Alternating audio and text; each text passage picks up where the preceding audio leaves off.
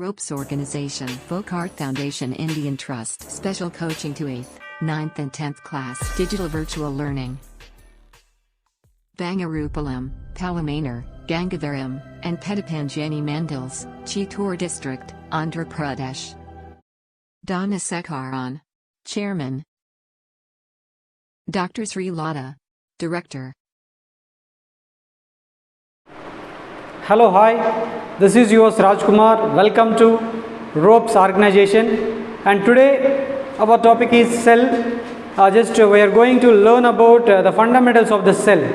Ante cell ante emi? Ante adi what is the definition of cell? Kanam ante enti? Dani yokka nirvachanam enti? Manamu ee roju telusukobothunnamanడి. Cell ante enti ante cell is a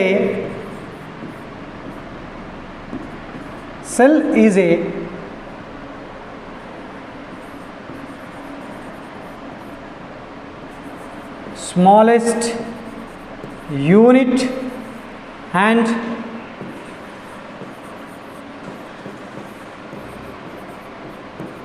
basic unit of the life. And the cell is a structural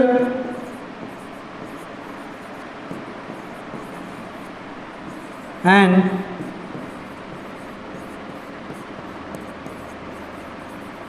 functional and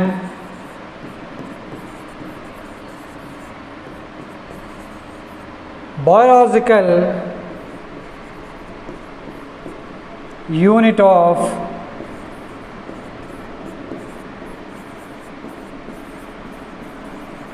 life processes. And here the cell, it can replicate. The cell, it can replicate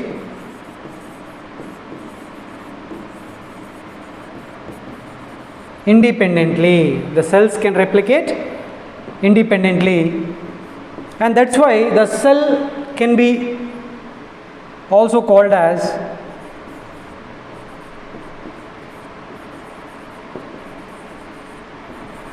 building blocks of life. Building blocks of the life ఉంటాం.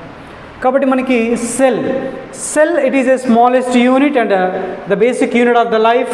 The cell is a structural and functional and biological unit of the life process. అంటే ఇక్కడ కణం అనేది అనేక రకాల పాత్రను పోషిస్తుంది. అంటే ఒక జీవి యొక్క శరీరం అనేది దాని యొక్క విధి విధానాలు అనేది టోటల్గా మనకి కణం పైనే ఆధారపడి ఉంటాయి. అందుకే మనం అన్నాం the sell it is a structural and functional and biological unit of the life process అంటాం.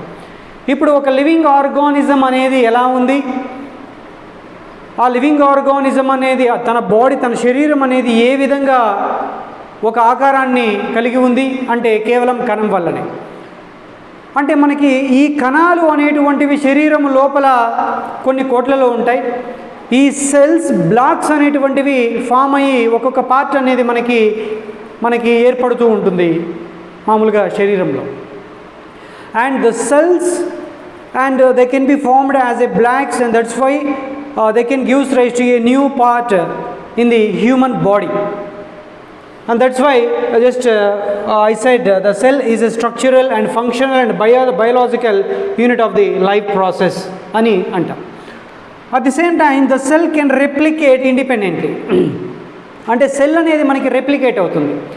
Replicate means exact the copies are formed or multiple copies are formed. Ante oka కణాన్ని మామూలుగా పోలినటువంటి కణాలు అనేటువంటివి ఏర్పడుతూ ఉంటాయి. దాన్ని రెప్లికేట్స్ అంటాము. ఇవేంటి అంటే ఫర్ ఎగ్జాంపుల్ ఇప్పుడు మీకు ఏదైనా గాయం అయింది అంటే అది ఒక 1 month తర్వాత లేదంటే ఒక 2 months తర్వాత అది నయమైపోతుందండి. Why? Because the cell division had been taken place there, and that's why, and wound will be healed. మనకి గాయం అనేది ఇమీడియట్గా మానిపోవడం అనేది జరుగుతుంది. అక్కడ ఎందుకు అంటే ఆ సెల్స్ అనేటువంటివి రెప్లికేట్ అవుతూ ఉంటాయి. ఇక్కడ సెల్స్ ఏవైనా డ్యామేజ్ అయితే ఆ సెల్స్ మళ్ళీ మనకి రిపేర్ అయ్యి మనకి రెప్లికేట్ అయ్యి తర్వాత కొత్త సెల్స్ అనేవి ఫామ్ అయ్యి మనకి నార్మల్గా ముందు ఎలాగైతే ఉన్నామో అలాగా రావడానికి, అంటే మన బాడీ షేప్ అనేది మన బాడీలో ఎక్కడైనా దెబ్బ తగిలినటువంటి ఆ ప్రాంతం కావచ్చు, ఆ ప్రాంతం అనేది మళ్ళీ నార్మల్గా రావడానికి పాసిబుల్ అవుతుందండి. This is the cell. ఇప్పుడు ఈ కణాన్ని ఎవరు కనుగొన్నారు అంటే నార్మల్గా ఫస్ట్ అయితే డెడ్ సెల్స్లో రాబర్ట్ హుక్ కనుగొన్నాడు. డెడ్ సెల్స్లో అయితే రాబర్ట్ హుక్ కనుగొన్నాడు. అలాగే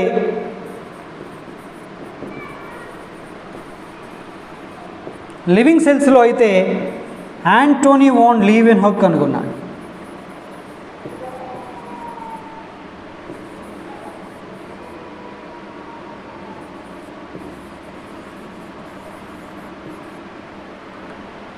యాంటోనీ వాన్ లీవెన్హుక్ వచ్చేసి living cells like bacteria, east, RBC ఇలాంటి వాటిలో మనకి యాంటోనీ వాన్ లీవెన్హుక్ సెల్స్ని కనుక్కోవడం జరిగింది. కానీ ఫస్ట్ సెల్స్ని ఎవరు అబ్జర్వ్ చేశారు అంటే రాబర్ట్ హుక్. ఈయన ఒక బ్రిటిష్ సైంటిస్ట్.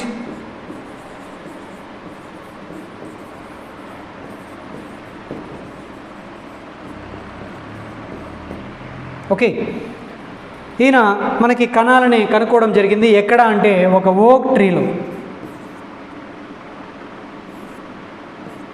ఒక ఓక్ ట్రీలో, ఆ ఓక్ ట్రీ యొక్క ఆ స్టెమ్ బార్క్లో మనకి ఈ సెల్స్ని, డెడ్ సెల్స్ని కనుక్కోవడం జరిగింది. ఓకే, ఈ విధంగా మనము కణాన్ని ఐడెంటిఫై చేయడం అనేది జరిగింది వాళ్ళు. అది కూడా మనకి ఏంటి అంటే ఒక స్టెమ్ బార్క్లో సెల్స్ అనేటువంటివి ఇలా కనపడ్డాయి. ఈ సెల్స్ని నార్మల్గా ఈ డాట్స్ని, స్పెసిఫిక్ స్పాట్స్ అండ్ డాట్స్ని నార్మల్గా సెల్స్ అని ఐడెంటిఫై చేయడం జరిగింది.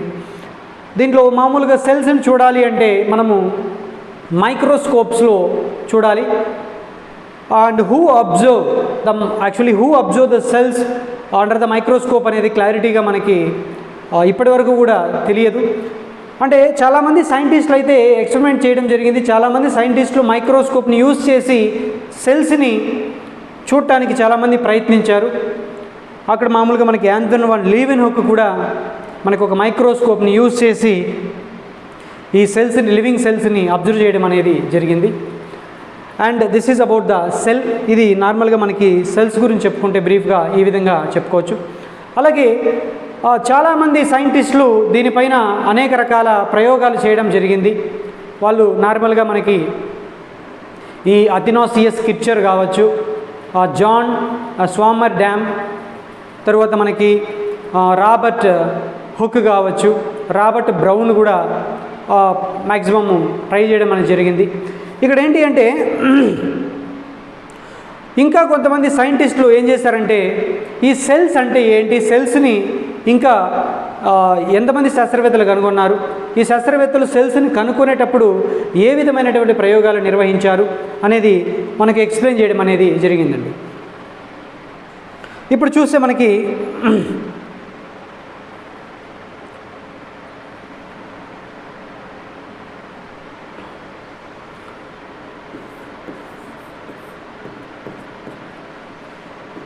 ఈ సెల్స్ డయాగ్రామ్ మనం చూసినట్టయితే ఈ సెల్స్లో ఏముంటాయి, అసలు సెల్స్లో ఉండేటువంటి డిఫరెంట్ టైప్స్ ఆఫ్ పార్ట్స్ ఏంటి అని మనం చూసినట్టయితే సింపుల్గా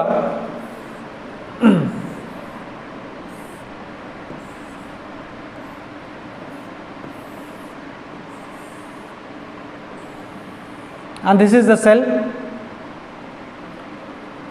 దీన్ని నార్మల్గా మనం ఏమంటామంటే సెల్ వాల్ అని అంటాం. దీని ఏమంటామంటే మనకి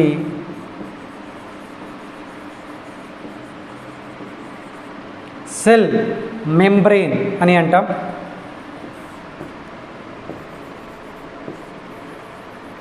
దీన్ని మనము న్యూక్లియస్ అని అంటాం. ఇంకా లోపల మనకి సెమీ మ్యాట్రిక్స్ ఫ్లూయిడ్ అని ఉంటుందండి. ఇదంతా ఫ్లూయిడే.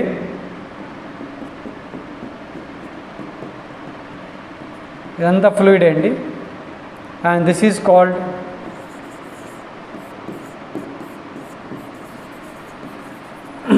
Cytoplasm.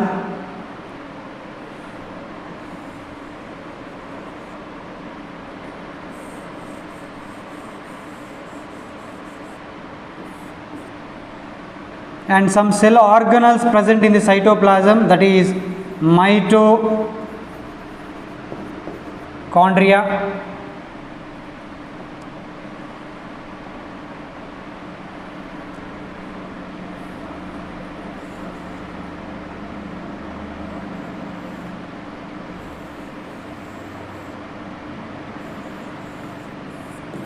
and this is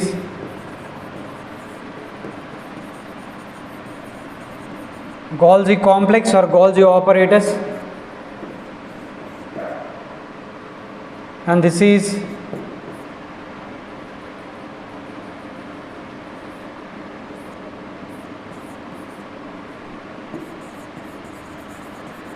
endoplasmic reticulum. దీని తెలుగులో మనము కణ కవచం అంటాం, దీని కణ త్వచం అంటాం. మైటోకాండ్రియా, కేంద్రకము, కణద్రవ్యము, గాల్జీ సంక్లిష్టము, అంతర్జీవ ద్రవ్యజాలం అనేసి తెలుగులో అంటామండి. ఇంకా రిమైనింగ్ సెల్ ఆర్గనల్స్ అన్నీ కూడా ఉంటాయి. And this is ribosomes. Okay, ఇంకా లైసోజోమ్స్ ఉంటాయి. అదేవిధంగా మనం చూసినట్టయితే vacuoles, different types of remaining cell organelles కూడా ఉంటాయండి. And this is the cell structure. ఇది ఒక సెల్ స్ట్రక్చర్ అండి. ఈ విధంగా మనకి సెల్ అనేది ఉంటుంది. దీనిపైన అనేక మంది శాస్త్రవేత్తలు అనేక రకాల ప్రయోగాలు నిర్వహించి దీని గురించి కనుక్కోవడం అనేది జరిగింది. అలాగే మనము ఈ సెల్ స్ట్రక్చర్లో చూసినట్టయితే ఈ సెల్ని మొత్తం డిస్కవర్ చేసింది ఎవరు అంటే రాబర్ట్ హుక్ అని చెప్తాం 1665లో. కానీ 1674లో ఫస్ట్ లివింగ్ సెల్స్లో ఈ సెల్స్ని అబ్జర్వ్ చేసింది వచ్చేసి యాంటన్ వాన్ లీవెన్ హుక్ అండి. తర్వాత ఫెలిస్ ఫాంటనా అనేటువంటి సైంటిస్టు ఈ epithelial cells of the human బాడీలో మనకి వీటిని కనుక్కోవడం అనేది జరిగింది. తర్వాత రాబర్ట్ బ్రౌన్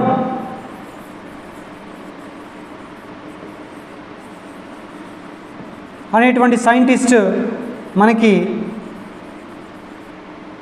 న్యూక్లియస్ని ఫైండ్ అవుట్ చేశాడు. ఓకే, ఈ విధంగా మనకి సెల్లులో ఉన్నటువంటి రిమైనింగ్ పార్ట్స్ గురించి మ్యాక్సిమం అనేక మంది శాస్త్రవేత్తలు వివరించడం అనేది జరిగింది.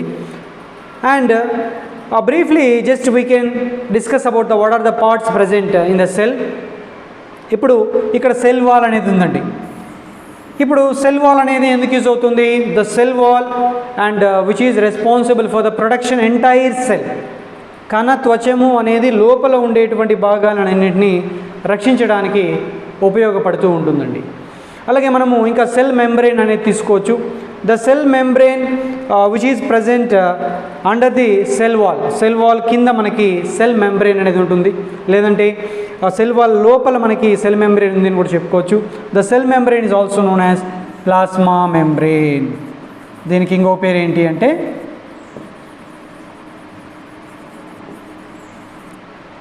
ప్లాస్మా మెంబ్రెయిన్ అని చెప్పచ్చండి. ఇక్కడ cell membrane it is one of the outermost layer and which is present below the cell wall అని చెప్పచ్చు.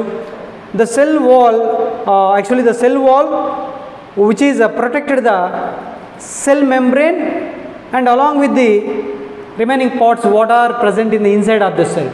అంటే కణము లోపల ఉండేటువంటి అన్నిటితో పాటు సెల్ మెంబ్రెయిన్ కూడా సెల్ వాల్ ప్రొటెక్ట్ చేస్తే సెల్ మెంబ్రెయిన్ అనేది ఈ సెల్ మెంబ్రెయిన్ లోపల ఉన్నటువంటి ఈ సైటోప్లాజంలో అనేక రకాల సెల్ ఆర్గనల్స్ ఉంటాయి కదండి, వీటన్నిటిని కూడా ఎవరు కనుగొన్నారు, ఎవరు ప్రొటెక్ట్ చేస్తారు అంటే సెల్ మెంబ్రెయిన్ అనేది ప్రొటెక్ట్ చేస్తూ ఉంటుందండి.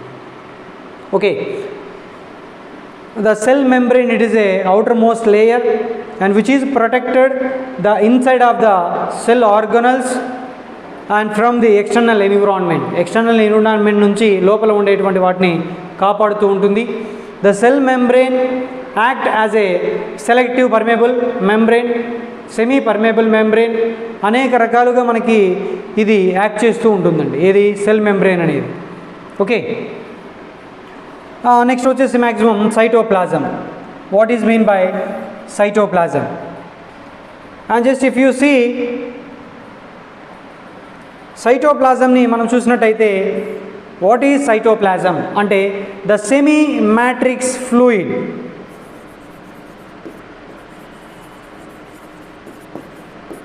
Semi matrix fluid can be called as cytoplasm. The cytoplasm, it is a fluid substances which is present inside of the cell membrane. Cell membrane lopala manaki cytoplasm anedi untundandi. In the cytoplasm, the small structures, the tiny structures are there, that is called as cell organelles antam. Emantamandi?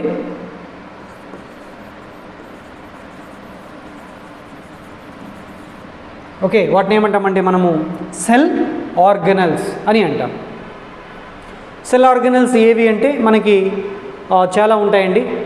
ఈ మనకి mitochondria కావచ్చు, nucleus కావచ్చు, ribosomes కావచ్చు, తర్వాత vacuoles, Golgi complex, lysosomes, endoplasmic reticulum and this are all the cell organelles. దీనే కణాంగాలు అంటాం. ఇవి ఎక్కడుంటాయంటే కణంలో ఉంటాయండి. ఇది సింపుల్ అండి, basic knowledge of the cell structure. Cell structure గురించి మనం చూసినట్టయితే ఇలా ఉంటుందండి. దీని గురించి రాబోయే క్లాసెస్లో కూడా మనము డెప్త్గా నేర్చుకుందాం.